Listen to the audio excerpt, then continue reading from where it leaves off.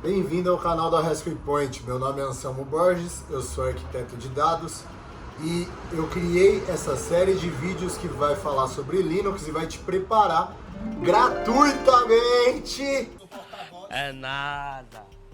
para que você possa se certificar na primeira certificação de Linux, a mais básica, chamada Linux Essentials. Essa é a primeira aula de uma série de 5 aulas que vai te preparar para a certificação Linux Essentials. E nessa aula nós vamos falar sobre o capítulo 1, lógico, primeira aula, capítulo 1, a comunidade Linux e a carreira Open Source. Lembra, eu tinha avisado no vídeo anterior, esse vídeo é chato, porque ele vai falar muito de teoria e você não vai rodar comando nenhum. Começa a ficar legal a partir do momento que você roda comando. Vamos lá. Primeiro, o que é o Linux?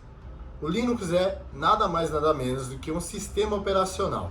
Vamos supor, existem camadas uma é a camada da parte física, que é a placa de vídeo, placa de rede, HD e tal. Essa camada é chamada de hardware. E aí, beleza, tem a camada intermediária, que é a camada do sistema operacional. O que o sistema operacional é? O cara que mantém o que vem em cima. O que seria o que vem em cima? Quando você instala o Office na tua máquina, você está lá instalando o Office para chegar lá a usar suas planilhas. Quando você instala o Chrome como teu navegador e tal, na realidade eles têm uma camada intermediária que fala com o hardware, que é o sistema operacional, beleza? Existem alguns sistemas operacionais no mercado. O mais conhecido deles é o Windows.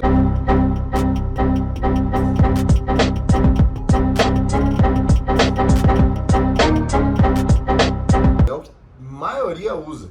Por que a maioria usa? A maioria usa porque é o sistema mais adaptável para você trabalhar em casa, para você ter no seu personal computer, que é o seu PC, tá?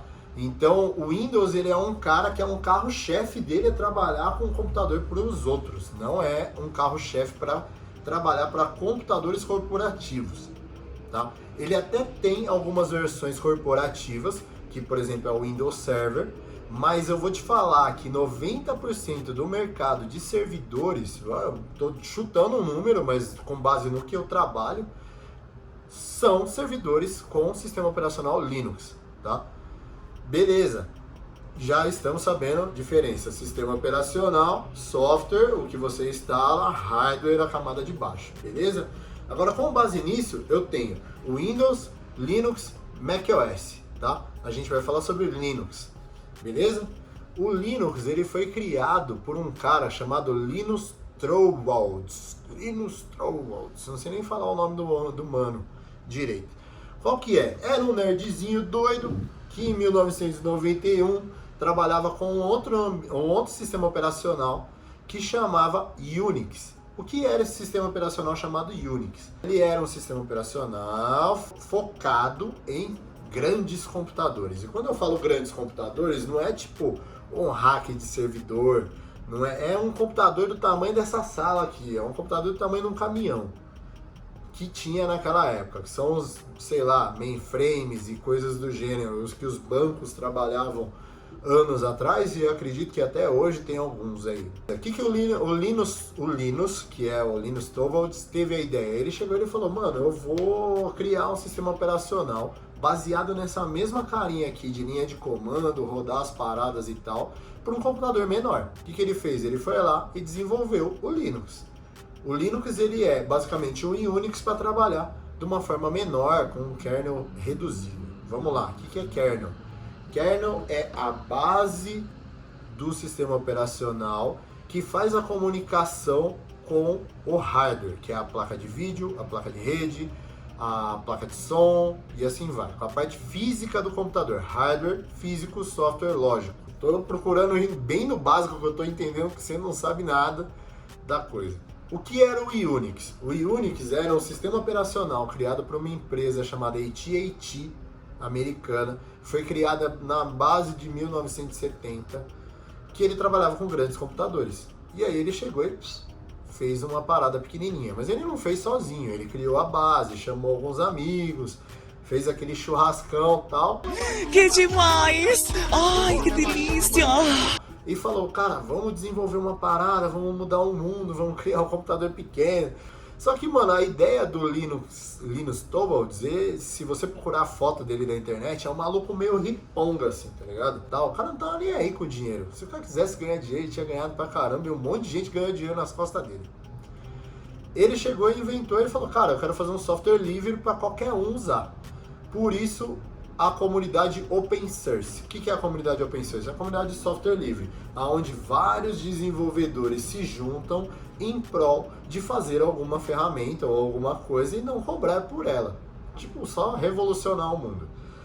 E esses caras fizeram uma comunidade de Open Source do Linux, e cada programador no seu país, na sua cidade e tal, desenvolveu um pedacinho do Linux e fizeram o Linux. Agora nós vamos falar sobre distribuições Linux. Basicamente, a distribuição é quando um grupo de desenvolvedores ou empresa pega para desenvolver determinada versão do Linux, tá? São divididos basicamente entre Red Hat e Debian. E existem os subsistemas, as subdistribuições, vamos dizer assim. Que o Red Hat ele é uma versão suportada. Então ele usa o Fedora e o CentOS, que são essas duas de baixo, para fazer testes de pacotes, tá? O Fedora já é voltado para desktop e o CentOS para servidor. Já o Red Hat ele é uma versão suportada, ele é paga, você paga pelo suporte. Já as outras duas ali de baixo, elas são free, você pode entrar no site, baixar e instalar na tua máquina. O Debian, ele é uma distribuição antiga já, mas ao contrário da Red Hat, ele é uma versão free. O Debian é voltado mais para servidores e o Ubuntu é voltado mais para desktop com uma interface mais amigável, tá? Então, o Ubuntu nasceu do Debian, beleza? Tem uma grande divisão entre os dois mundos aí, aonde que geralmente é o que eu mais uso para identificar quando uma distribuição é baseada em Debian e outra é baseada em Red Hat. As distribuições baseadas em Debian, os pacotes, os instaladores são arquivos .deb. O cara que você usa para fazer a instalação é o dpkg ou o apt ou apt-get. Já do lado do Red Hat, tanto o Red Hat como os sistemas operacionais oriundos dele, eles são pacotes RPM. Para fazer a instalação eu uso RPM e para fazer a instalação eu uso o i1 também. Então você identifica pelo tipo de pacote, tá? Existe uma outra distribuição alemã chamada SUSE. Essa distribuição, ela tem basicamente um esquema muito parecido com o Red Hat. Ela é muito usada lá na Europa, porque é uma distribuição alemã, lógico. E qual que é o grande lance dela? Os instaladores são de RPM, mas ela usa uma plataforma de instalação dela chamada IAST, tá?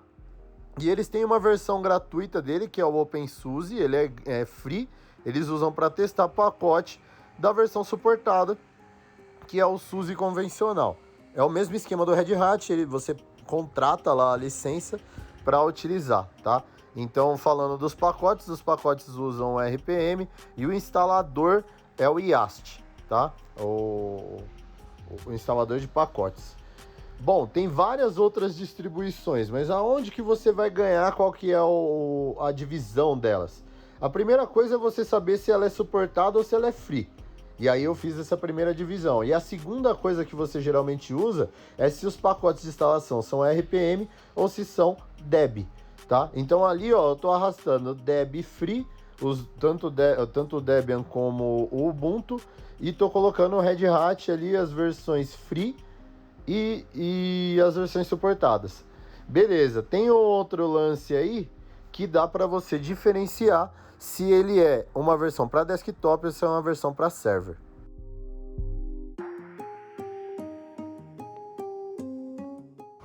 Continuando, o que são sistemas embarcados? Sistemas embarcados são sistemas desenvolvidos para um determinado tipo de hardware. Lembra quando eu falei que o sistema operacional é uma camada intermediária entre o software, sistema operacional e o hardware? Esse hardware, hoje a gente está falando de computador, mas teoricamente pode ser qualquer coisa. Pode ser uma máquina de ultrassom, pode ser uma máquina de Xerox, pode ser um carro, pode ser, sei lá, pode ser um monte de coisa hoje, tá? E o que eu precisaria saber? Eu precisaria colocar meio que um sistema operacional para falar com aquela parte de hardware. Vamos dar um exemplo, vai? Poderia ser uma televisão, poderia ser um celular, poderia ser um monte de coisa, certo? Esse sistema operacional, para falar com esse cara, ele é um kernel Linux. As pessoas podem usar um deles, desenvolver um, mas para que desenvolver um se já existe um cara pronto? Então eu posso pegar a licença open source do Linux e customizar de acordo com o meu hardware, certo? E aí eu customizo tal. Você já deve ter visto várias vezes aí alguns tipos de telinha que interagem com outros aparelhos que não são computadores, certo? Então, teoricamente, quando você tem um sistema que vai falar com hardware específico, é um sistema plenamente desenvolvido para aquele hardware. Então, isso é um sistema embarcado. Junto com isso, eu tenho softwares embarcados. Agora, te dando um exemplo mais claro do que seria isso, dos dois mais famosos sistemas embarcados do mercado, um é o Raspbian, que ele usa uma plaquinha chamada Raspberry, que ele é um microcomputador. Esse daqui tem uma placa de rede, tem duas placas USB, ó. Tem Bluetooth, tem Wi-Fi, tem entrada HDMI, ou seja, é um computador do tamanho de um cartão de crédito, certo? E ele funciona. Ele foi um projeto desenvolvido para trabalhar a baixo custo, e aqui tem um cartãozinho SD aonde você instala o Linux, que é uma versão específica para esse aparelho que se chama Raspbian, beleza? Se procurar na internet aí, Raspbian ou Raspberry, você vai ver o que é esse aparelhinho aqui, o que são essas coisas. E agora o exemplo mais crucial para você saber, e provavelmente você tem um Linux aí na tua mão e nem sabe. Se você usa o sistema operacional Android, ele é um Linux. E ele é um sistema embarcado, beleza? Sabia não? Mas vamos lá, software embarcado. Lembra quando eu falei do computador que você instala o software? Por exemplo, você instala o Office para usar o Excel dentro do Windows, que fala com o computador, que é a parte de hardware, certo? Então, quando você instala o WhatsApp no teu Android, ele teoricamente está usando o Android, que é o sistema embarcado, para falar com o hardware, que é a sua plaquinha do teu celular. Então, ele usa o que? Ele usa a tua câmera, ele usa o teu Wi-Fi, ele usa o teu microfone, ele usa várias coisas. E quem é o cara que vai fazer o intermédio para falar com ele? É o Android, é o sistema embarcado, beleza? Então, isso é um sistema embarcado. Os dois sistemas embarcados mais conhecidos, um é o Android, outro é o Raspbian. Um outro ponto legal é que o sistema embarcado ele pode trabalhar, tanto o Android é um exemplo disso, ele pode trabalhar em vários lugares. Você pode ver hoje, tem carros que já estão usando o sistema operacional Android para interagir com o hardware, que é o carro. Tem a sua TV, se você tem uma TV Smart e tal, no fundo ele tem um Linux lá dentro. É um sistema embarcado adaptado para o hardware da TV. Smartwatch, que é relógio e tal, ele tem muito provavelmente um Linux trabalhando ali, um sistema embarcado, te dando uma telinha visual para interagir touchscreen, tá? Então tudo isso é sistema embarcado, beleza? Último ponto desse vídeo é Linux e a nuvem. Muito se fala sobre nuvem, eu estou partindo do conceito que você nem sabe o que é. Nuvens são provedores que, por exemplo, tem uma empresa que é a Amazon, ela tem um provedor de nuvem chamado AWS. E aí o Google, ele tem um outro provedor de nuvem chamado GCP. A Microsoft, ela tem um outro que chama Azure. O que seria isso? As empresas antes, quando precisavam de um servidor, eles compravam um servidor e aí ele chegava, aí você colocava ele no rack, instalava a placa de rede, energizava ele, colocava as paradas de ar-condicionado para ele não superaquecer, instalava o sistema operacional Linux ou Windows ou qual você ia usar, e aí depois de configurar a rede, IP e tal, não sei o que lá, e você acessou, aí depois você ia instalar o seu sistema, instalar uma porrada de coisa, isso levava um tempo absurdo. Aí a cloud revolucionou isso usando um termo chamado Infra as a Service, a infraestrutura como serviço.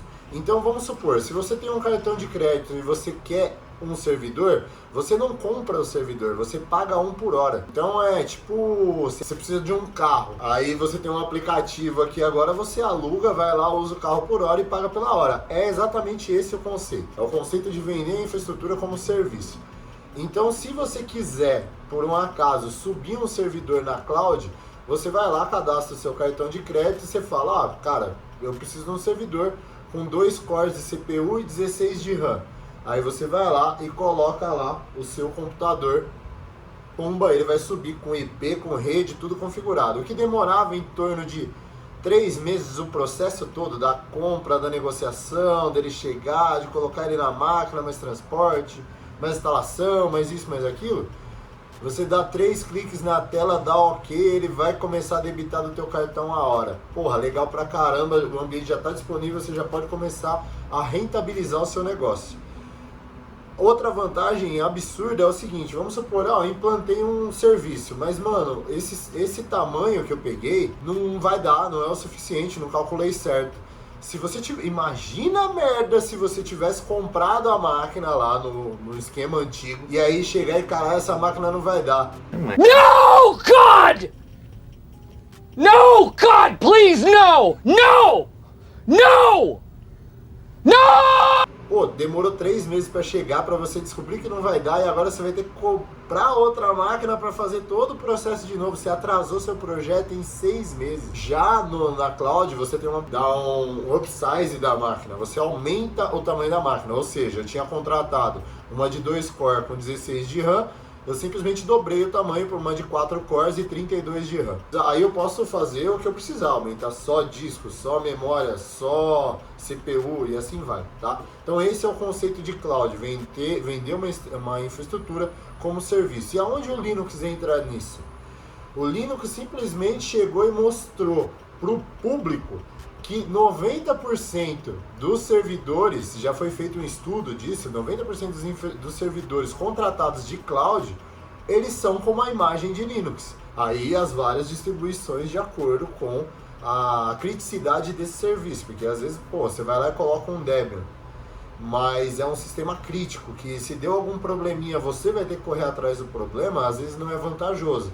Às vezes compensa você ir lá e contratar um servidor com Red Hat, ou com o SUSE, ou com alguma versão suportada, Oracle Linux é uma delas. Deu problema? Pega o errinho, abre um chamado e deixa lá os indianos lá, eles vão te responder logo logo. Eles se matam. Você cuida do teu serviço, você não é um cara para ir correr atrás de problemas, solucionar uma parada do sistema operacional. Não, você está pagando os caras para fazer isso. Beleza? Então esse é o conceito de nuvem. Agora só finalizando o material dessa aula, no link, no final desses todos os tópicos lá, se você não entendeu alguma coisa que eu falei, leia todos os tópicos, eu recomendo que você leia. E no final ele tem alguns exercícios para você fazer, tá ligado? Ele vai fazer algumas perguntas referente a esse material. Tenta responder sem ver as respostas, porque lá no final tem as respostas, já tô dando spoiler já. Tente responder essas perguntas você mesmo, no final tem as respostas, vê se bateu, ou se você errou, veja as respostas e fala, opa, realmente é isso, tá? Porque essas perguntas vão cair na prova, beleza? Se inscreve no canal, deixa o likezinho, compartilha o vídeo com um colega aí que tá querendo entrar na área, que tá querendo mudar de área e tal. Você viu que esse conteúdo é bem simples e dá para passar adiante, beleza? Nos vemos no próximo vídeo. Abraço!